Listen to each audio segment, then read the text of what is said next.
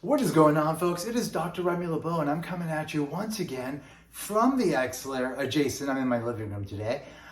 Just got home from watching The Flash.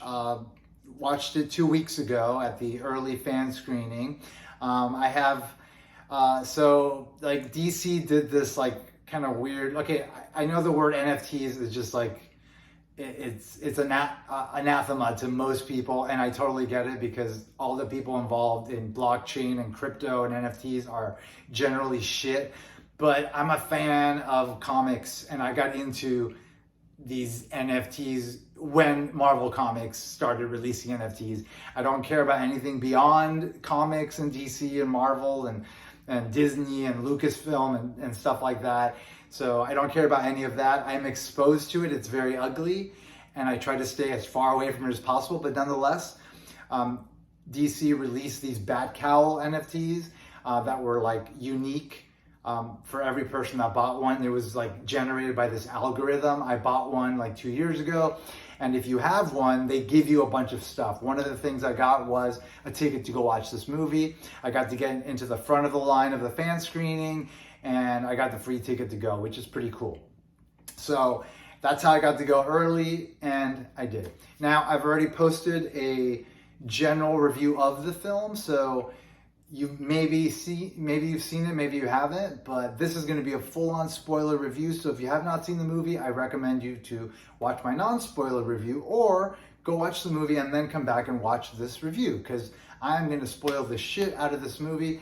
And how about this Flash belt, huh? Pretty cool, huh? Something I bought a long time ago, totally forgot I had it, and then today when I was going to go to the fan screening and it was cosplay is encouraged. I was like, all right, well, let me break out some of my DC swag. I don't have a lot of it.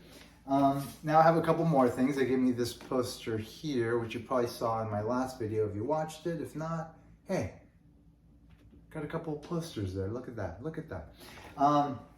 Anyway, I'm a big Marvel guy. I'm not a huge DC person, but I do love me a little bit of DC, which is why I have this lovely yellow DC shirt and this wonderful now Flash belt, which is very fucking cool.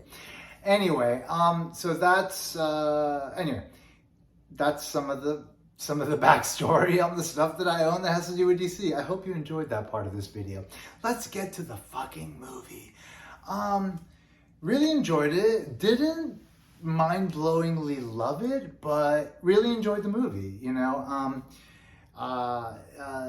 Pretty much exactly what I expected to happen is what happened. There were a couple of surprises, but I mean, I've read the Flashpoint comic books. I've watched the DC animated adaptation of Flashpoint a lot. That's one of my favorites, and that's one of the things I put on to go to sleep sometimes. I'll just put on the Flashpoint movie and then I'll fall asleep, and in the middle of the night if I wake up, I turn it back on and then I continue watching it, and then I fall back asleep. And that's been going on for a very long time, because that movie came out in 2010 or something. So I've had that in my life a lot. So I'm very familiar with the story, and a lot of that story played out here, but in a different way. But nonetheless, I knew that Barry was going to go back and save his mom. I knew that he was going to come back to a different reality. I knew that in that reality, there was no Superman. Now, instead of having Superman be locked up, and be freed by Batman and Flash, in the movie, I believe it was Cyborg and Flash, but I think, in the comic book and in the animated movie, it was Bruce Wayne's dad, right? Thomas Wayne, Batman, and Barry, who go and save Superman from his captivity in an American prison. But in this, it was actually Supergirl, and she was being held in a Russian prison. So a lot of the same beats were there, but they were a little bit different. Obviously, there wasn't a war with the Atlanteans and the Amazons, which I kind of wish there had been. But I do like that they kind of replaced that with a war against Zod and kind of brought it back to what happened in Man of Steel. I did enjoy that aspect of it. But a lot of the same beats that I expected. So I wasn't necessarily surprised by a lot of things. I did enjoy seeing a lot of the cameos, right? Obviously, seeing like the Christopher Reeve and Supergirl from that Supergirl movie, played by what's her name, the blonde chick. Anyway, seeing them together, that was very cool. Seeing Nicolas Cage as Superman was very cool. We saw Batman. What is that? 50. The old Batman TV show, Batman. It's anyway, from the TV show, we saw him.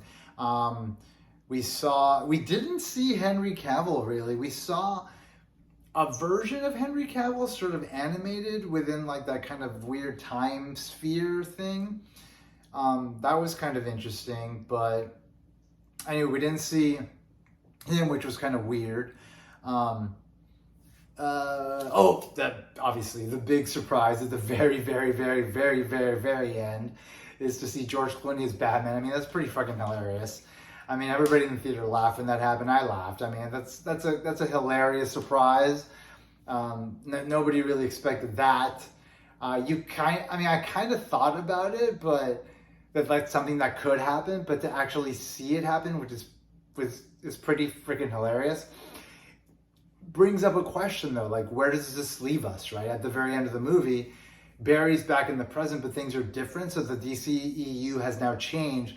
So does that mean that is sort of the establishment that like everything's different now and anything could be the case, and therefore we'll go into this like spaghetti multiverse and we'll start at a different point, and that's what'll get us to wherever we're going? Is that sort of where they're going with this? Because like the next movie that we're going to see, I believe, is, well, beyond the that animated movie that they're making is Superman, which James Gunn is making, right? He wrote it already. He's casting right now. They're going to make that movie. Anyway, I don't know where things are going to go, but I guess that's sort of established that things can go anywhere, and so that's kind of interesting.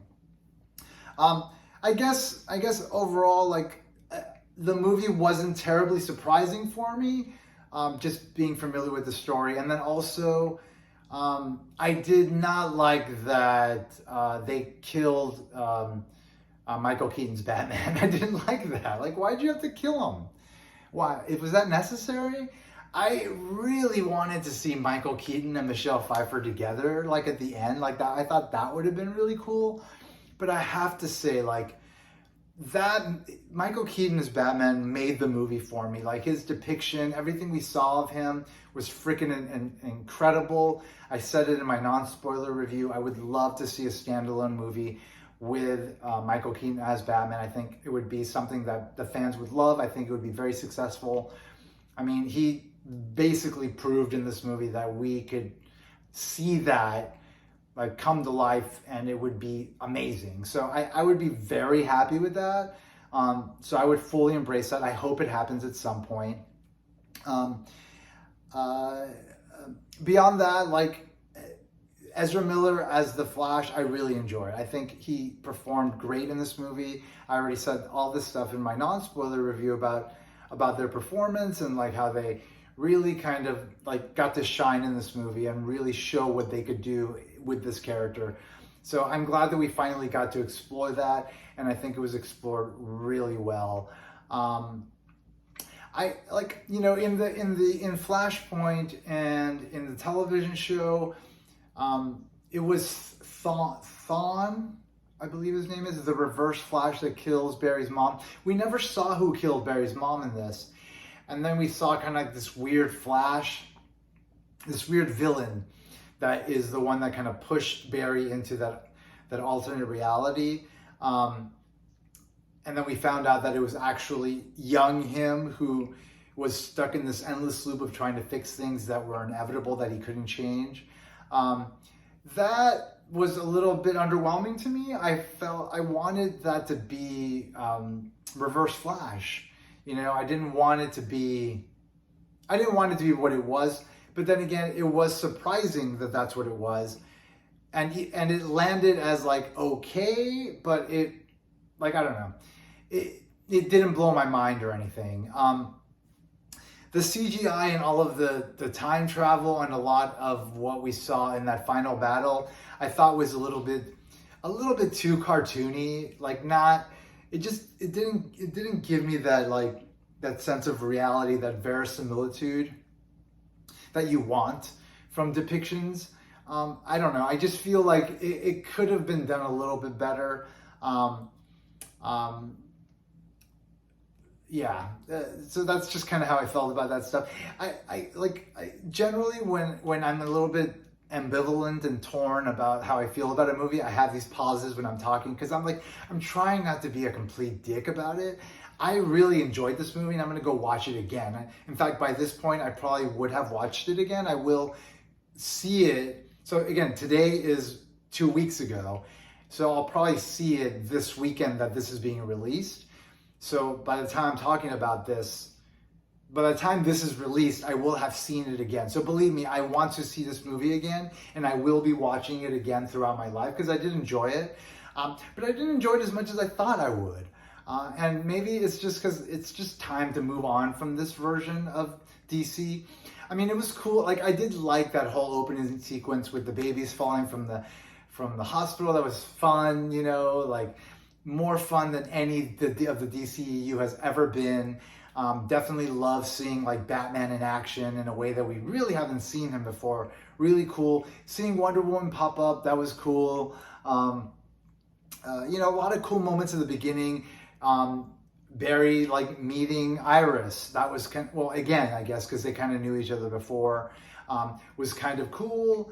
But that felt very kind of undeveloped. Like it didn't really feel like a lot because I feel like it was building off of something that was supposed to be established in Justice League that really wasn't. It's just the way the universe was built, this DCEU. It didn't allow this relationship to really flourish. And so I didn't really feel the connection there. I felt the seeds of a connection, but I didn't see it kind of evolve into what it could be. I don't know. I like the girl that played Iris, and I did like what I saw, but it didn't feel like, you know, like kind of like this like heartfelt relationship at the core of the movie that the relationship between Barry and Iris ultimately becomes. And you definitely see that in the television show, which I really enjoy. I really enjoy the girl that plays Iris in the television show, and of course, the dude that plays Barry, and their relationship I thought was really kind of the center and the heart of a lot of that show, which, you know, tended to get a little bit redundant, a little bit ridiculous, but them together really did like kind of hold up that show quite strongly. And I feel like that backbone wasn't here and it felt a bit shoehorned. If there were more of these Flash movies and their relationship got to be explored a little bit more, I'm sure it would take off and go places. And maybe that was ultimately the intent when this movie was being made, like 4 years ago, before they decided they're going to reboot everything.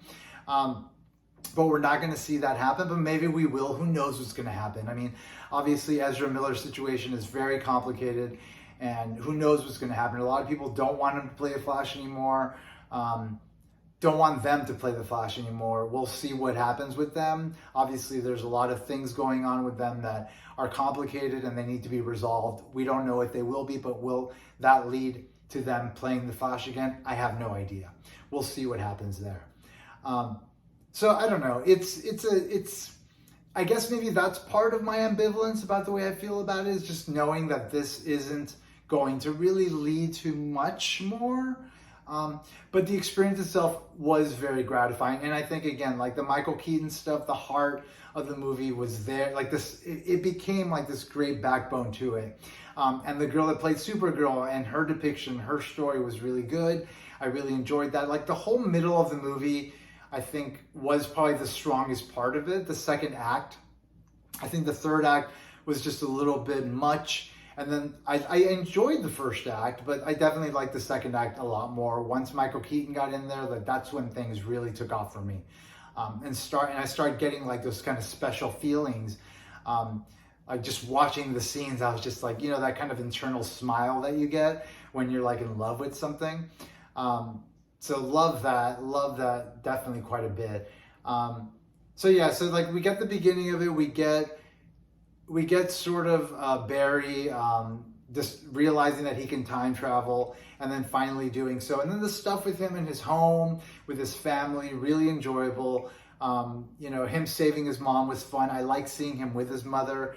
That was really cool. His mom was like a legitimate like Latin, actress, Latin mother. Like we see that Barry's half Latin X, which is pretty fucking cool. I enjoyed that aspect of it. I believe they switched the actor for his father, if I'm not mistaken, which is interesting. I wonder why that happened. But I mean, Billy Crudup, I believe, played his father in Justice League, and they changed it here. I don't exactly know why that happened. I do like the guy that played his father in this, the guy from Office Space, but interesting choice that they went a different direction with the father. I did like his performance though. The fact that Barry ultimately gets to then save him and get him out of prison, I thought was really cool at the end. But it doesn't necessarily answer like, well, who killed the mom? Like I thought we were gonna, like, because there wasn't like this reverse flash, I was thinking like, are we gonna see that it actually was his father that killed the mom? That didn't really make sense, but I don't know, something weird happened there. Nonetheless, let me see. I enjoyed everything with the family, the beginning, and then ultimately like Barry giving his younger self powers, but then him losing the powers, and then him having to get the powers again, and then them going to Wayne Manor, and then we're back in the Batman 89 universe, which is awesome. Is this a Batman 89 universe though? I don't think it is. I think it's sort of a parallel one where the Michael Keaton Batman exists, but I don't think it's the exact universe we were in. But nonetheless, Michael Keaton freaking killed it from the start. Like, it was just such an authentic performance. I totally bought that this was him, and he played it so good. He's such a good actor, man. And he just like delivered this beautiful performance. And it was just like, yes, this is exactly what it should have been. And it was fantastic.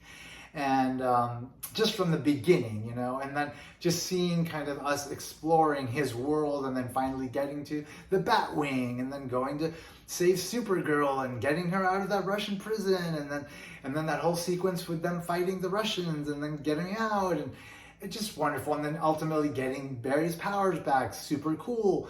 And then them having to go fight Zod, great. But that's the point where things did start. This is when we started getting into the third act, where it felt a little bit like Soup, where it's like, we're going this direction. Oh, it's Man of Steel. We're going this direction. Oh, it's Batman. We're going this direction. Oh, it's Flash. Like, it didn't feel unified. It felt like, here's part of this movie. Here's part of this movie. Here's part of this movie. And then you get into sort of this like weird thing where we find out, Barry's trying to like fix everything that can't be fixed. And he's like going over and over again. And then he becomes like this villain.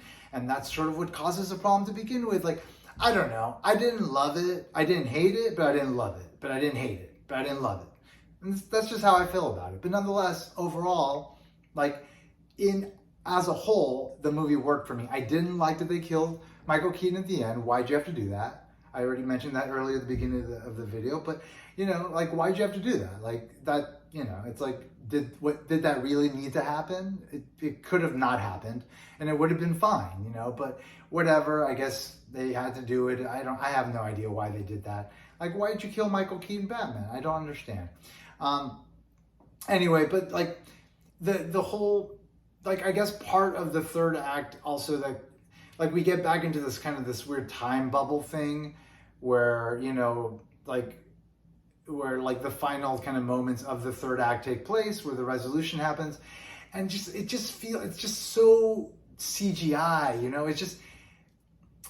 it just, I don't know, like the idea that time can be represented in this weird way is interesting, but the way it was depicted, it just felt very like animated, computer generated. And I don't know, it just, you kind of lose connection with what's happening when it's just that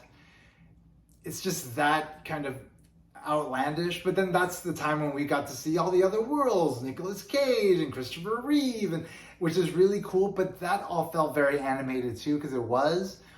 So I don't know. I liked all that stuff, but I also didn't love it, And then it all kind of resolved. We got to see Barry's dad get out of prison, which was fun.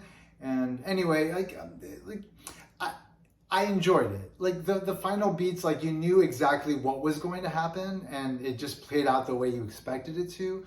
But I mean, it was fine. I don't know. I like the movie. I didn't love the movie, but I definitely like it more than all the other DCU movies. And I'm going to watch it again, and I'm going to watch it again and again, and that's that. But I'm definitely looking forward to a unified vision for the DC universe that James Gunn's going to bring, and seeing, you know, where we're going to go. Like, this is definitely the final chapter of this like last kind of iteration of the DC universe. Like, this is a great send-off for it.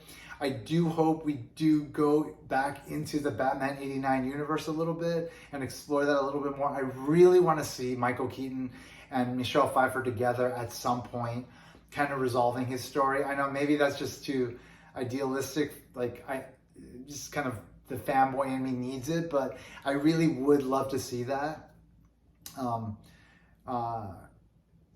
We'll see what's going to happen. I don't know. I'm not the biggest DC fan, but I'm a big enough DC fan of the characters that this movie like is enjoyable, and I'll watch it again, and I hope you enjoyed it. Anyway, let me know what you think. If you're watching this on YouTube, leave some comments. If you're watching this on Instagram, leave some comments. Yeah, I hope everybody's doing well. I hope you guys are enjoying yourselves. I hope you guys are getting through this wild and crazy life. And as always, I want to remind you that if you haven't already, you better put an X in the box, because ain't nobody checking me, baby. Ain't nobody checking me. Bye-bye.